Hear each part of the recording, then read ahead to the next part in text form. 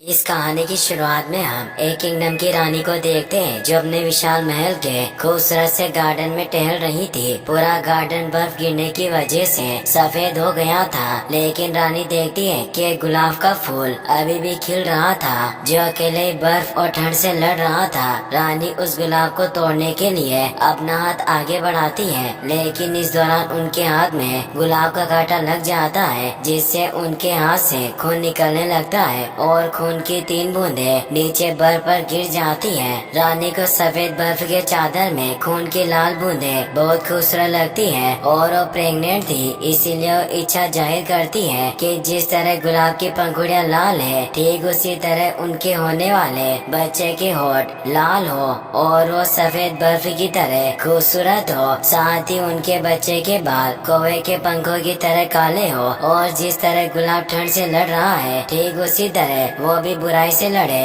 और वो दिल का साफ हो। कुछ दिनों के बाद रानी एक खूबसूरत सी राजकुमारी को जन्म देती है और उनकी इच्छा पूरी हो गई थी क्योंकि राजकुमारी काफी ज्यादा खूबसूरत थी। रानी राजकुमारी का नाम स्नो वाइट रखती है। समय बीता है और राजकुमारी स्नो वाइट थोड़ी बड़ी हो जाती है, लेकिन समय के साथ रानी बीमार पड़ने लगी थी और कुछ ही दिनों में एक रहस्यमय बीमारी से रानी की डेथ हो जाती है। रानी की डेथ से स्नो वाइट के साथ ही किंगडम के राजा यानी कि स्नो वाइट के डेड पूरी तरह से टूट चुके थे। वो रानी से बहुत प्यार करते थे। इस दौरान उनके राज्य के ऊपर एक डार्क क्रिस्टल से बनी रहस्यमय सेना हमला कर देती है। राजा अपनी सेना के साथ बड़ी बहादुरी से डार्क क्रिस्टल से बने रहस्यमय सेना से लड़ते हैं और वो ये जंग जीत भी जाते हैं। अब राजा को उनके सैनिक बताते हैं कि डार्क आर्मी ने एक लड़की को बंदी बनाकर रखा है। राजा जब उस लड़की को देखते हैं तो पहली नजर में उन्हें उस लड़की से प्यार हो जाता है और कुछ दिनों के बाद वो उससे शादी कर लेते हैं। डार्क आर्मी ने जिस लड़की को बंदी बनाया था और राजा ने जिस लड़की से शादी की थी, वो लड़की कोई और नहीं बल्कि डार्क आर्मी की रानी और काली शक्तियों की महान जादूगरनी रबीना थी, जिसने प्लान बनाकर स्नो वाइट के किंगडम पर हमला किया था और वो राजा को अपने जाल में फंसाकर उनसे शादी कर लेती है। शादी की पहली रात को ही रबीना राजा को जान से मार देती है और अपनी डार्क आर्मी को राज्य के बाहरी दरवाजे खोलकर महल के अंदर बुला लेती है। रबीना ने अब अपनी डार्क आर्मी की मदद से स्नो वाइट के राज्य पर कब्जा कर लिया था, इसीलिए रबीना के डार्क सोल्जर राज्य में चारों तरफ तबाही मचाना स्टार्ट कर देते हैं। स्नो वाइट राज्य में तबाही को देखकर अपने फ्रेंड विलियम और उसके डेड के साथ राज्य से भागने की कोशिश करती है, पर रबीना के भाई के द्वारा स्नो वाइट को पकड़ लिया जाता है और महल के उत्तरी मीनार में कैद कर दिया जाता है। समय के साथ धीरे धीरे राज्य की हरियाली खत्म होना शुरू हो जाती है और पेड़ पौधे के सूखने की वजह से जमीन पूरी तरह से बंजर हो गई थी। ये सब रबीना के काली शक्तियों की वजह से हो रहा था। जैसे जैसे साल बीते जाते हैं, स्नो वाइट भी अब बड़ी हो रही थी, लेकिन रबीना पूरी तरह से जवान थी क्योंकि वो राज्य की जवान लड़कियों की खूबसूरती को उनसे छीनकर अपने उम्र को बढ़ने नहीं देती थी। धीरे धीरे कुछ और साल बीत जाते हैं और जब रबीना अपने जादुई आईने से पूछती है कि दुनिया में सबसे खूबसूरत कौन है, लेकिन इस बार रबीना का जादुई आईना उसे बताता है कि पहले तुम सबसे खूबसूरत हुआ करती थी, लेकिन जब से स्नो वाइट बड़ी हुई है वो तुमसे कहीं ज्यादा खूबसूरत है, जिसकी वजह से अब तुम्हारी शक्तियाँ खत्म होती जा रही है और तुम कमजोर पड़ रही हो। रबीना का जादुई आईना उसे ये भी बताता है कि एक दिन स्नो वाइट ही तुम्हारे अंत का कारण बनेगी, लेकिन अगर तुम स्नो वाइट का दिल हासिल कर लो तो सब कुछ ठीक हो सकता है। दरअसल जब तक रबीना दुनिया की सबसे खूबसूरत औरत रहेगी तब तक उसकी काली शक्तियाँ भी उसका साथ देगी, लेकिन अब क्योंकि स्नो वाइट सच में रबीना से कहीं ज्यादा खूबसूरत थी, इसीलिए रबीना खुद को कमजोर फील करने लगी थी। जादुई आईने की बात सुनकर रबीना गुस्से में अपने भाई को वहाँ बुलाती है और उससे स्नो वाइट का दिल लाने के लिए कहती है। रबीना की बात सुनकर उसका भाई महल में उस जगह पर आ जाता है जहाँ पर स्नो वाइट को कैद करके रखा गया था। रबीना का भाई स्नो वाइट के सेल का दरवाजा खोलकर जब उसके पास जाता है तो स्नो वाइट रबीना के भाई से पूछती है कि आज पहली बार तुम सेल के अंदर आए हो,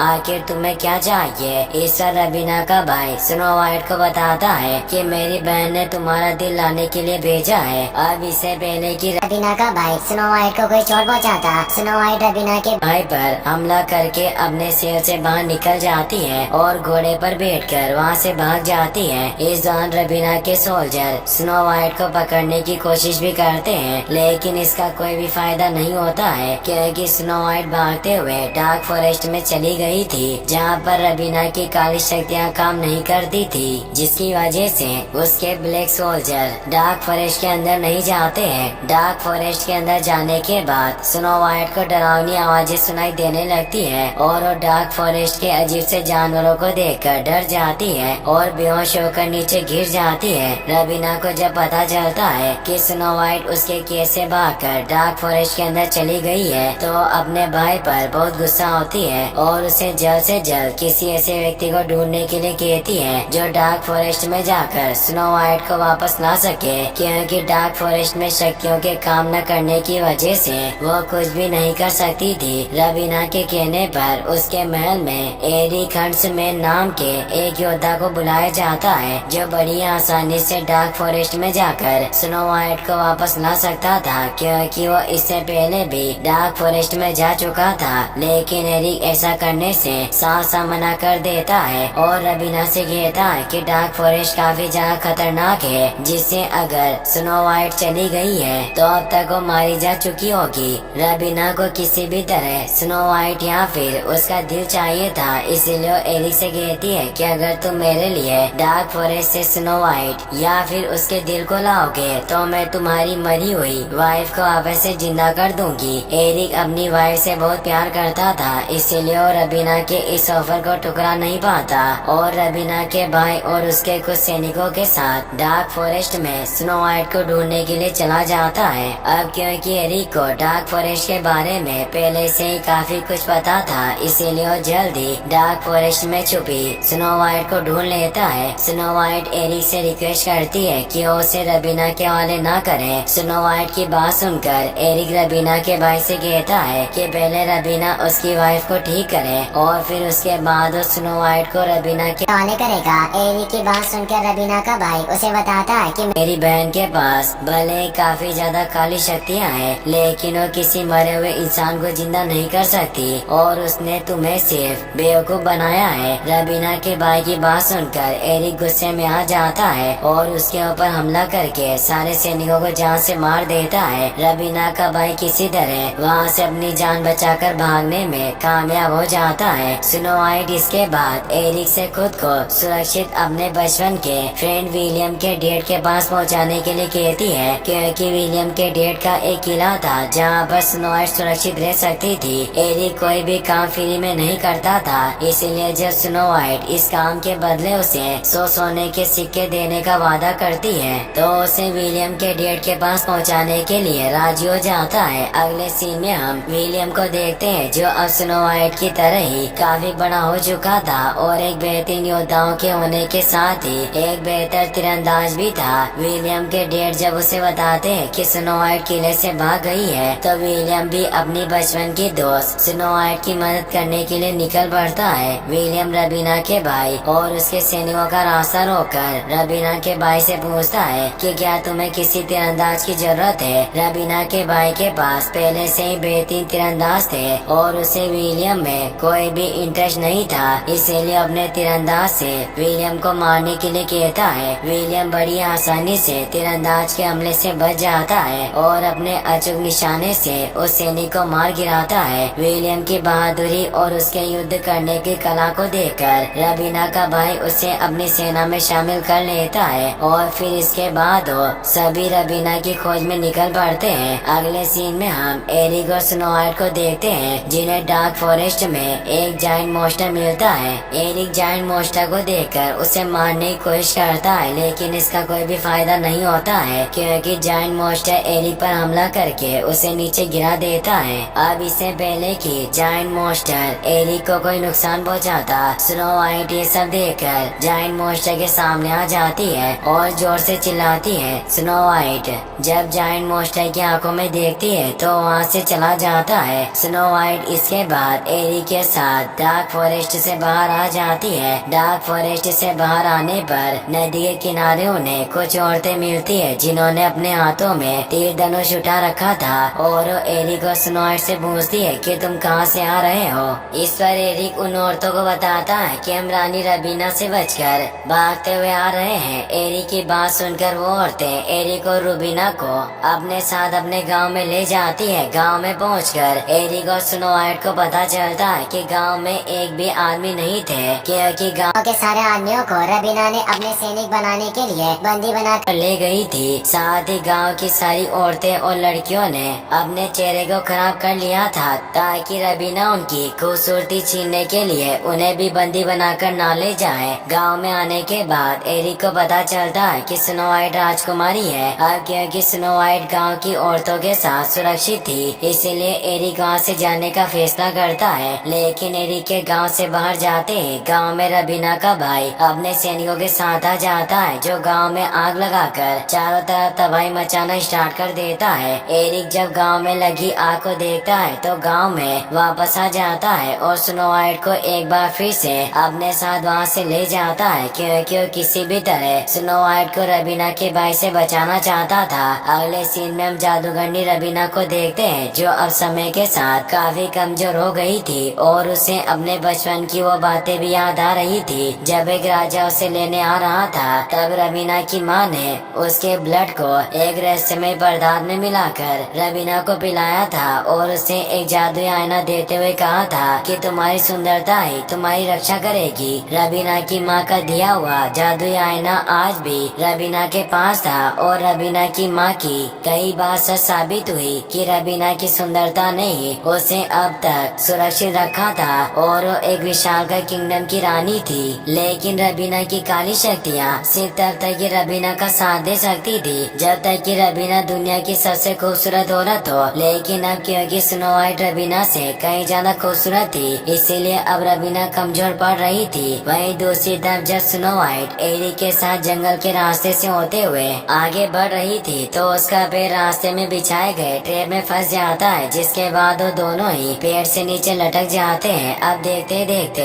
वहाँ पर कुछ बोने आ जाते हैं, क्योंकि उन्होंने वो ट्रैप बिछाया हुआ था। दरअसल बोने उस रास्ते से गुजरने वाले मुसाफिरों को अपने ट्रैप में फंसाकर उन्हें लूटा करते थे। लेकिन उन्हें स्नो वाइट और एरिक के पास से कुछ भी नहीं मिलता है, इसीलिए वो उन दोनों को जान से मारने का फैसला करते हैं। स्नो वाइट बोनो से पूछती है कि आखिर तुम सब रवीना के खिलाफ क्यों नहीं लड़ते।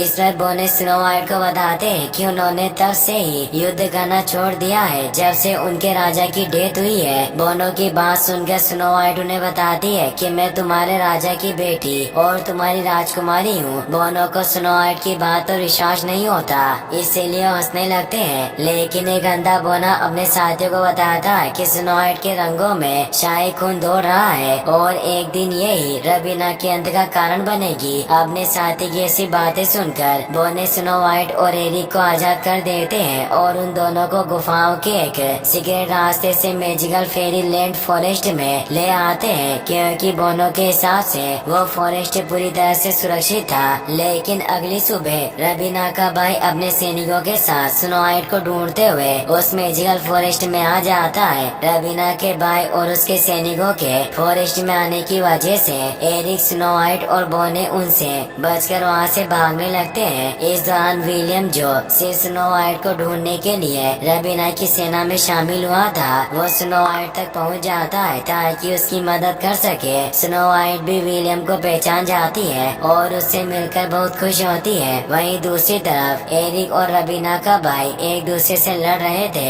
रबीना का भाई एरिक के ऊपर पूरी तरह से हावी था, लेकिन इस दौरान वो एरिक को ये बताने की गलती कर देता है कि उसने ही एरिक की वाइफ को मारा था। एरिक ये सुनने के बाद और भी गुस्से में आ जाता है, क्योंकि वो अपनी वाइफ से बहुत प्यार करता था और वो रबीना के भाई को धक्का देकर पीछे धकेल देता है, जहाँ पर टूटे हुए पेड़ से निकली नुकीली लकड़ियाँ रबीना के भाई के पेट में धस जाती है, जिससे उसे बहुत दर्द होता है। दूसरी तरफ रबीना भी अपने भाई के इस दर्द को फील कर सकती थी। रबीना का भाई टेलीपैथी की मदद से रबीना से बात करके अपनी जान बचाने के लिए कहता है, लेकिन रबीना ऐसा करने से साफ साफ मना कर देती है और अपने भाई से खुद को माफ करने के लिए कहती है, क्योंकि इस समय वो खुद इतना कमजोर हो चुकी थी कि वो अपने भाई की जान नहीं बचा बचा सकती थी और उसके भाई की वहीं पर डेथ हो जाती है। इसके बाद स्नो वाइट विलियम, एरिक और बोनो के साथ उस तरफ बढ़ने लगती है जहाँ पर विलियम के डेड का किला था। रास्ते में सफर के दौरान जब सभी सो रहे थे तब स्नो वाइट अकेले ही बर्फीले जंगल में थोड़ी दूरी पर टहलने के लिए निकल पड़ती है। कुछ समय बाद स्नो वाइट के पास विलियम भी आ जाता है और वो दोनों आपस में अपने बचपन की बातें करके बहुत खुश होते हैं। विलियम इसके बाद स्नो वाइट को एक एप्पल खाने के लिए देता है जिसे स्नो वाइट खुशी खुशी खा लेती है, लेकिन ये उसकी सबसे बड़ी गलती थी क्योंकि वो सिर्फ जहरीला था,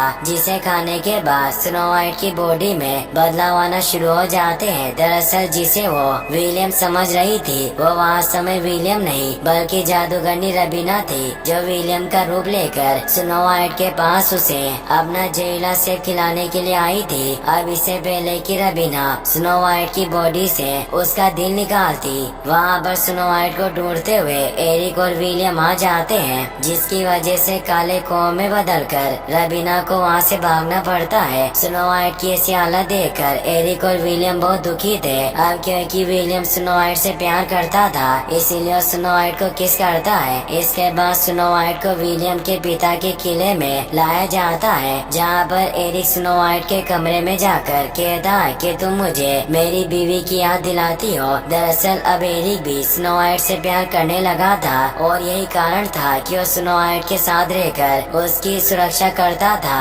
एरिक इसके बाद स्नो वाइट को किस करके वहाँ से चला जाता है। एरिक के किस करने से स्नो वाइट की एक आँख से आंसू निकलता है और ठीक उसी प्रकार का आंसू स्नो वाइट की दूसरी आँख से तब निकला था जब विलियम ने स्नो वाइट को किस किया था। यह सब इसलिए हुआ था क्योंकि एरिक और विलियम का स्नो वाइट के लिए प्यार सच्चा था। विलियम और एरिक के सच्चे प्यार के ताकत की वजह से स्नो वाइट के ऊपर लगा रबीना का श्राप टूट जाता है और वो पहले की तरह ठीक हो जाती है। स्नो वाइट को देखकर सभी बहुत खुश होते हैं और फिर इसके बाद स्नो वाइट विलियम के किले में मौजूद सारे लोगों और सैनिकों से रबीना के ऊपर हमला करेंगे और उसे हरा देंगे। किसी मैं ही रबीना को हरा सकती हूँ। सभी को भविष्यवाणी के ऊपर पूरा विश्वास था, इसीलिए वो सभी स्नो वाइट के कहने पर रबीना के किले के अंदर घुस जाते हैं, जिसके बाद रबीना के सैनिकों और उनके बीच में एक खतरनाक फाइट होना शुरू हो जाती है। खतरनाक जंग के बीच स्नो वाइट रबीना के पास पहुंच जाती है, जहां पर अब रबीना भी पहले की तरह जवान और खूबसूरत हो गई थी क्योंकि इसके लिए उसने बहुत सारी जवान लड़कियों से उनकी खूबसूरती छीन ली थी। अब स्नो वाइट और रबीना के बीच में एक खतरनाक फाइट होना शुरू हो जाती है, लेकिन स्नो वाइट रबीना के सामने ज्यादा देर तक टिक नहीं पाती और रबीना जब स्नो वाइट को घायल करके उसे जान से मारने और दिल निकालने के लिए स्नो वाइट पर चाकू से हमला करती है, लेकिन स्नो वाइट बड़ी चालाकी से इस हमले से बचते हुए रबीना पर हमला कर देती है, जिससे रबीना पूरी तरह से घायल हो जाती है और उसकी वहीं पर डेथ हो जाती है। रबीना के मरने के बाद स्नो वाइट के राज्य में हरियाली और खुशहाली एक बार फिर से लौट आती है। इसके बाद स्नो वाइट को उसके राज्य की रानी बना दिया जाता है।